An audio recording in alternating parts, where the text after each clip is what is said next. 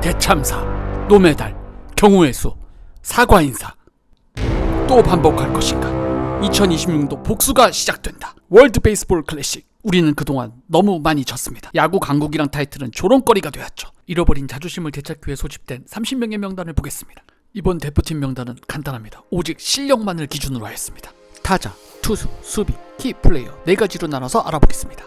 타자에선 어느덧 국가대표 주장이 된 메이저리그 이정우, 투수에선 16년 만에 국가대표로 돌아온 38살의 류현진, 수비에선 람보르기니 박혜민이, 키플레이어 타자엔 저마인 존스, 투수에는 라일리 오브라이언. 이 선수들이 어떤 결과를 보여주냐에 따라 우리나라의 성적이 좌우되지 않을까요? 이번 WBC의 가장 큰 특징은 5일 동안 4경기가 치러진다는 점입니다. 중요한 경기는 3월 7일 일본전, 그리고 바로 다음날 3월 8일 대만전, 그리고 3월 9일날 호주전이 3연전으로 치러진다는 점입니다. 우리 대표팀은 이 대회를 준비하기 위해 류지현 감독을 1년 전에 선임하였는데요. 류지현 감독은 현재의 상황에서 우리 팀에서 가장 잘 뛸 수 있는 30명을 선발하였고 준비도 열심히 했기에 앞으로 선수들에 대한 많은 응원을 부탁했습니다. 과연 그럼 어떤 선수들이 소집되었는지 한번 볼까요? 가장 먼저 타자편부터 보시죠. 저는 개인적으로 1번에 김혜성, 2번에 김도영, 3번에 이정우, 4번에 저마이 존스, 5번에 문보경, 6번에 안현민, 7번에 박동원, 8번에 김주원, 9번에 박혜민을 배치해봤습니다. 이 라인업의 핵심은 기동력이 있는데요. 9번의 박혜민부터 3번의 이정우까지 치고 달릴 수 있는 선수들을 배치한 것입니다. 핵심 멤버는 아무래도 메이저리거인 이정우와 김혜성을 꼽았는데요. 올해 타율 2할 6분 6리로 기록이 그리 좋지는 못했지만 이정우가 간판 타자임은 부정할 수 없습니다. 그래, 메이저리그에 적응한 김혜성의 경우 빠른 발로 상대를 흔들 수가 있습니다. 작년에 부상은 당했지만 미래의 국가대표의 중심이 될 김도영 선수도 기대가 되고요.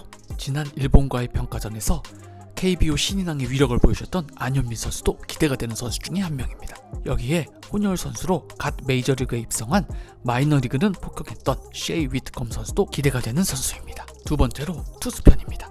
WBC는 투수 보호를 위해 투구수 제한을 두고 있습니다. 조별리그에서는 65구 제한, 50구 이상 투구 시 4일 휴식, 39에서 49구 투구 시 1일 휴식, 30구 미만으로 2경기 연속 등판 시 1일 휴식을 취하도록 되어 있습니다. 일본 경기에는 류현진이 나올 가능성이 높아 보이며 대만전에는 곽빈, 그리고 호주전에는 고영표가 각각 나올 것으로 예상됩니다. 류지현 감독은 투구수 제한이 있는 만큼 선발 투수의 1+1 운영을 계획하고 있다고 밝혔습니다. 그렇기에 두 번째로 나오는 선발 투수인 소용준이나 손주영, 그리고 김현규나 최지민이 중요하지 않을까 생각이 듭니다. 불펜에선 세인트루이스의 라일리 오브라인이 가장 중요한 장면에 나오지 않을까 생각이 되며 박영영과 김태견이 좋은 모습을 보여줘야만 경기 후반부가 쉽게 갈 수 있을 것 같습니다. 전성기는 지났다고 하지만 여전히 3점대 방어율과 칼날 같은 제구력을 보여주는 류현진, 다승 4위를 기록했던 원태인이 이번 대회에 참가하지 못하는 것이 너무 안타깝습니다. 원태인의 빈자리를 곽빈이 채워줘야 합니다. 여기에 더불어 올해는 부진한 네인 더닝이 메이저리그 전성기의 모습을 보여줘야 하며 손주영이 올해 보여줬던 LG에서의 멋진 모습을 국가대표에서도 보여줘야 합니다. 뒷문은 마이너에서 고생하고 있는 고우석과 강력한 구위의 박영현이 막아줘야 합니다. 다음은 수비편입니다. 제일 걱정되는 부분이 바로 이 수비편인데요. 박혜민을 주전 멤버에 넣을 수밖에 없던 이유이기도 합니다. 수비 라인업을 한번 보시면 어딘가 수비가 그리 탄탄해 보이지는 않는 멤버입니다. 리그 차이가 있겠지만 지표 평균을 봐도 골든 글러브급은 박혜민 선수뿐입니다. 과거 황금기 2008년 정도의 수비를 생각하면 양 사이드의 수비가 아쉬운 것은 사실입니다. 거기다 부상이 아쉽습니다. 내야에 김하성과 송상문이 빠진 점은 내야 수비의 안정감을 잃게 만들 수도 있습니다. 김주원이 올해 많이 성장했다고는 하나 김하성에 비하면 수비는 아직 많이 떨어지고요.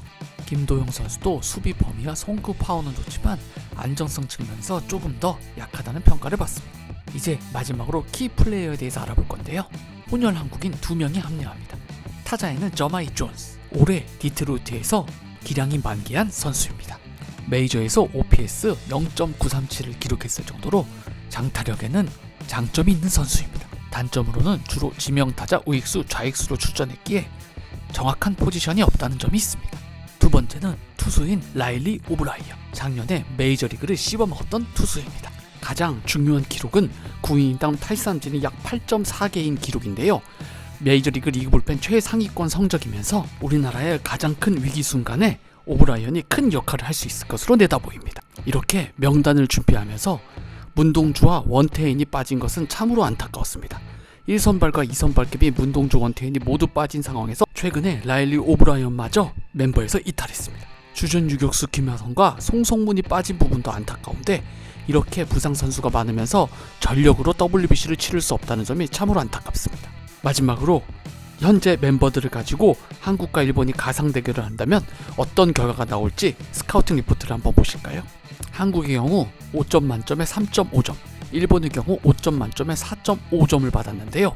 상위 타선은 비슷한 무게감이 있지만 하위 타선의 경우 무게감의 차이가 많다는 평가가 주를 이루었습니다. 투수진을 비교해보면 일본은 5점 만점에 별 5 만점을, 한국은 4점 정도를 주고 있습니다. 가장 큰 차이는 역시 선발진이며 부상 선수들이 있다는 점이 아쉽습니다. 중요한 경기인 대만과의 경기도 간단 비교 한번 해보겠습니다. 대만과 한국의 타선이 똑같이 3.5점을 받았습니다. 그 이유는 대만에 메이저리그 마이너리그 선수들이 합류하면서 파괴력이 비슷해졌다는 평가를 받고 있는데요. 그래도 개인적으로는 우리나라가 약간 우위에 있지 않나 생각합니다. 오히려 더 놀라웠던 건 투수진에 대한 평가였습니다.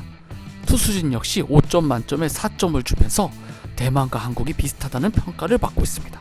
그 이유 중 하나는 대만의 젊은 투수들이 상당히 잠재력이 높다는 이유를 들고 있는데요. 한국 타선이 멋지게 대만 투수들을 격파해줬으면 좋겠습니다.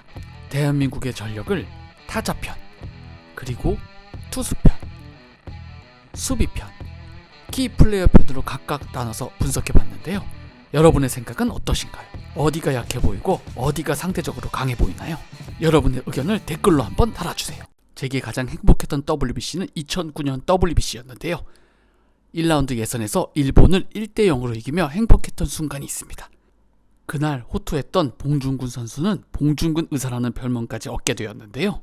그 이후 쿠바에게도 승리를 거두면서 결승전에 진출했었죠. 결승전에 아쉽게 일본에 3대5로 패배했지만 외신에서는 그 결승전을 WBC에서 가장 치열했던 경기라고 밝히고 있습니다. 3월에 열릴 2026 WBC 한국 대표팀의 선전을 기원합니다. 마지막으로 영상을 잘 보셨다면 구독, 좋아요, 알림 설정 부탁드리겠습니다.